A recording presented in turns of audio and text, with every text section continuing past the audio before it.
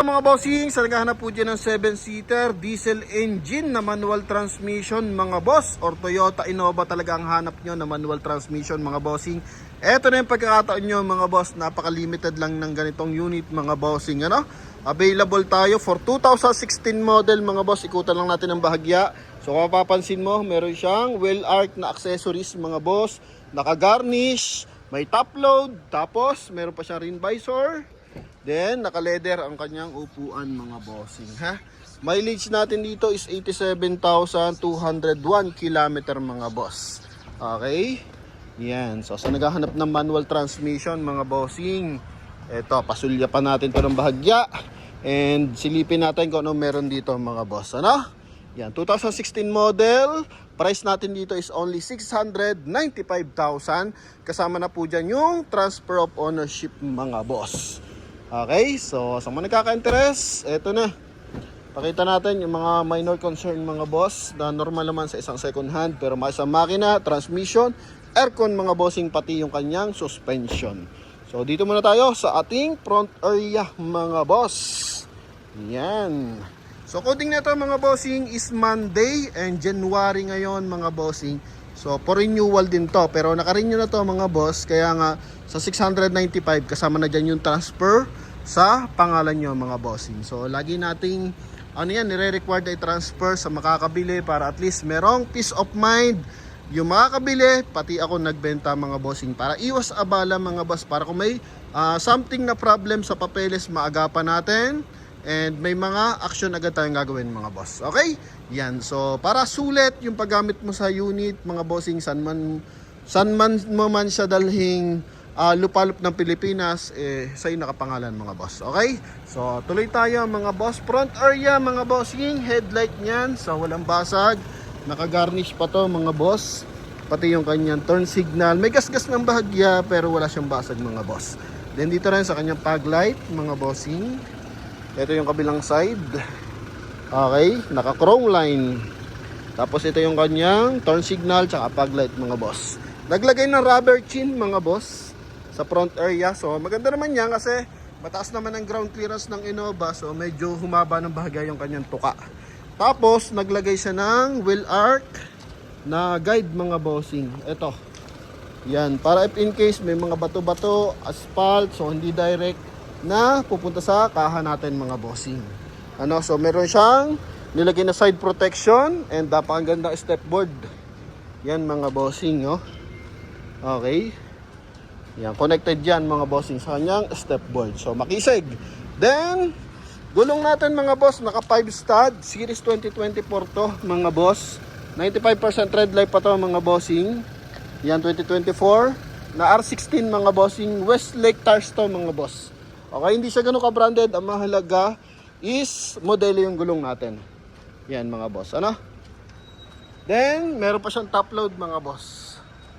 Yan, so maglalagay ka na lang dyan mga gamit mo if in case dadalhin mo ng probinsya or marami kayong bagahe. Tapos may rim visor pa. Yan, signal light sa side mirror, chrome na door handle mga bossing, aftermarket to, pero dagdag forma yan kasi naka-pattern yan sa likuran. Yan mga boss. Okay, so check natin yung kanyang interior. Ito yung interior natin mga boss. Aftermarket to na mga bossing, leather. So pwede nyo tanggalin, pwede nyo stay muna kasi presentable naman mga bossing, Yan, hinaan lang natin yung volume. Okay, hinaan lang natin. Tapos 5-speed manual transmission to mga boss.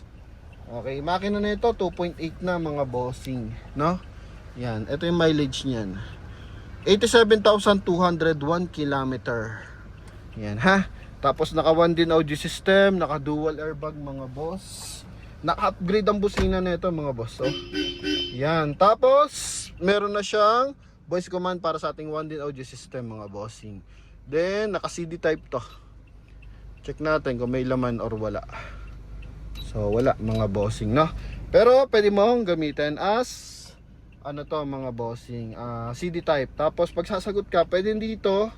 Limba, naka-connect yung phone natin dito through auxiliary. So pwede ditong sumagot ang tawag, pwede rin dito. Okay, then may controls din. So sa cover ng ating steering wheel, So ito, so detachable naman siya mga bossing. Stock pa, wala repair yung ating steering wheel mga bossing, yung pinaka binil na plastic niya. So goods na goods pa naman. So para pa siyang ganito mga boss. Okay? Yan, so dashboard, buong buo dashboard natin. Sa tint natin mga boss, madilim ang tint mga bossing, Cooltech. Nakalagay na tint mga boss. Hindi ako familiar sa brand na ganyan mga bossing ha. Pero maayos naman. Medyo maliwanag din naman mga bossing. Okay, tapos sa ceiling natin, so kulay gray, naka dual AC syempre. And hanggang likuran yung ating aircon ventilation mga boss. May sariling switch siya dito sa likod. Yan ha. Tapos sun visor with mirror. Ay, wala mirror. May mirror pala, wala pala ilaw mga boss. No? Sun visor with mirror, cool door ito mga bossing. Tapos dito, may ilagay siya ng eyeglasses.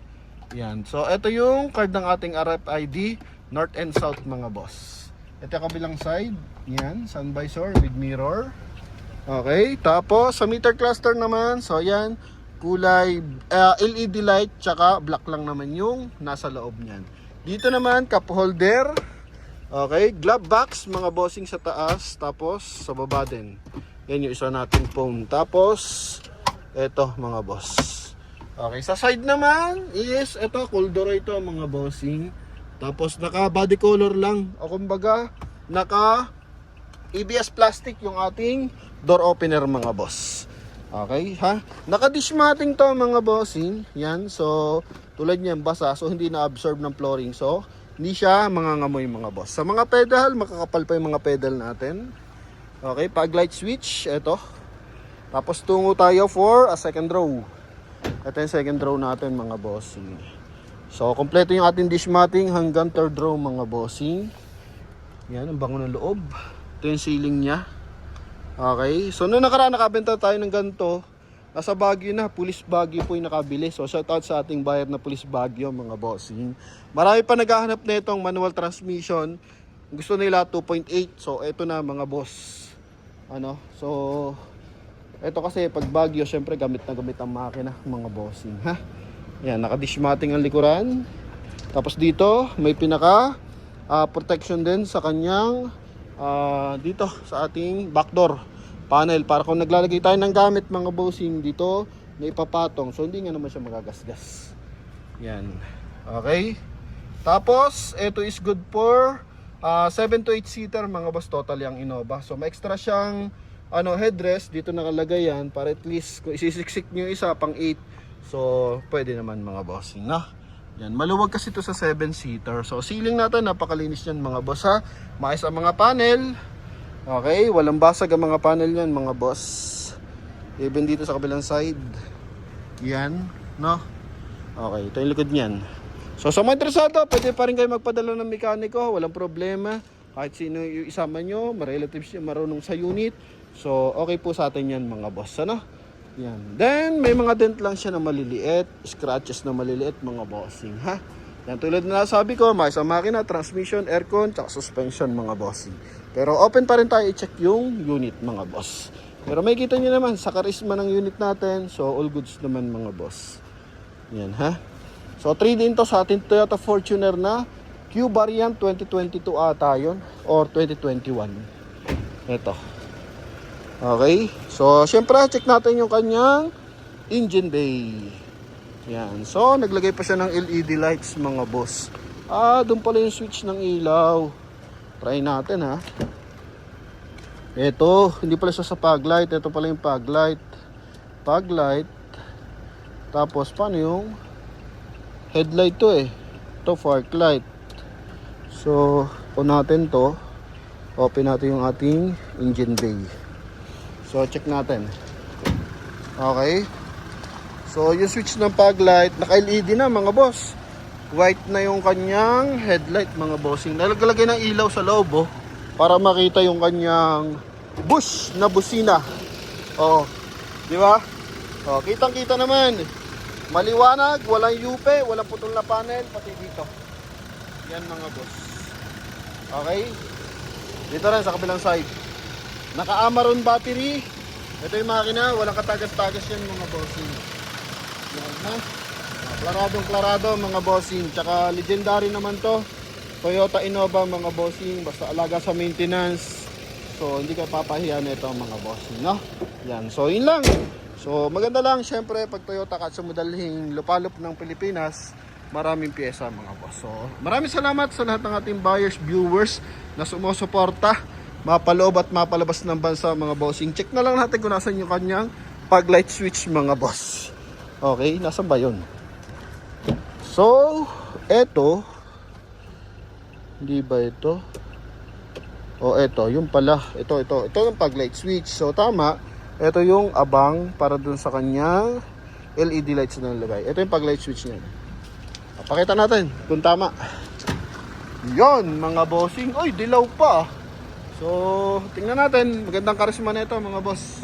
Okay, so sa lahat ng interesado, syempre, tawag na mga bossing ha. Maraming salamat mga boss. Bye-bye.